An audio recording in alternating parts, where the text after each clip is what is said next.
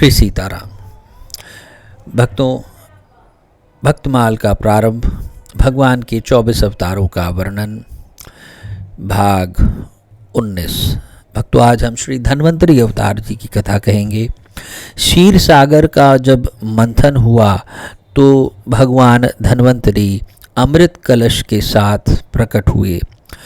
दैत्यों ने जो यज्ञ का भाग छीना था वो भगवान धन्वंतरी ने ही उनको वापस लौटाया देवताओं को, और अमृत भी उन देवताओं को आपकी ही कृपा से मिला।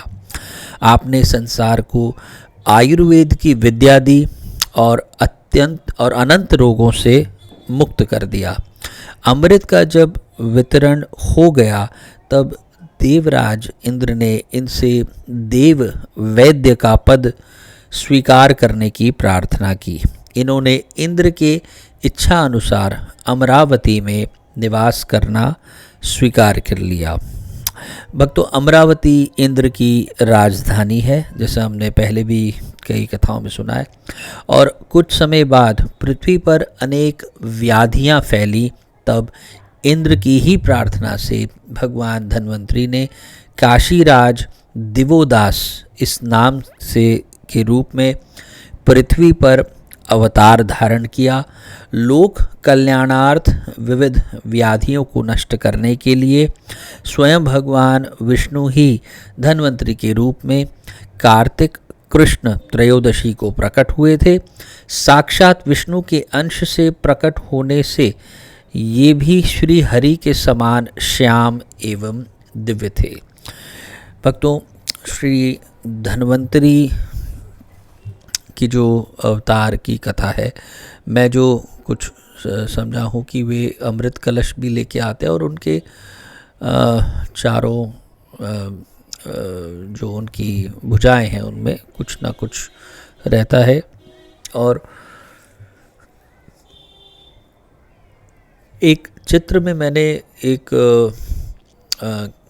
कीच के जैसा एक कीड़ा भी देखा है उनके भुजा में, और ऐसा कहते हैं कि वह रक्त मोक्षणम के का बहुत सुंदर काम करता है।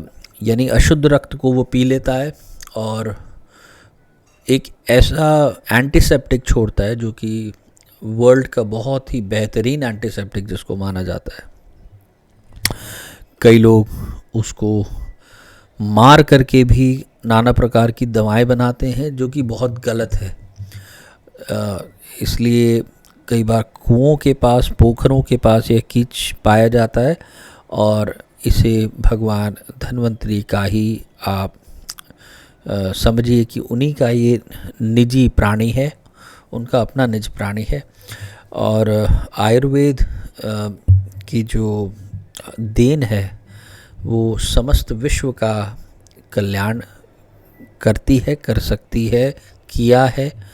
वर्तमान में लोग एलोपैथिक, होम्योपैथिक की तरफ बहुत अग्रसर हो रहे हैं, किंतु जब कोविड काल आया था तो उस समय लोगों का मोह भंग हुआ कि एलोपैथिक तो बहुत इफ़ेक्टिव ही नहीं है, क्योंकि उसकी कोई दवा ही नहीं है एक तरीके से। तो लोगों में नेचुरल चीज़ों के प्रति रुझान आना, आयुर्वेद के प्रति रुझान आना अत्यंत स्वाभाविक था। और भगवत कृपा से हम यही चाहेंगे कि भगवान धन्वंतरी अपनी कृपा सब पे रखें, सबको रोगों से मुक्त करें, विश्व का कल्याण करें। इसी प्रार्थना के साथ मैं वाणी को विश्राम दूंगा। अगले अवतार में हम सुनेंगे श्री बद्रीपति नर नारायण जी की कथा। तब तक के लिए जय जय श्री सीताराम, जय जय श्री सीताराम।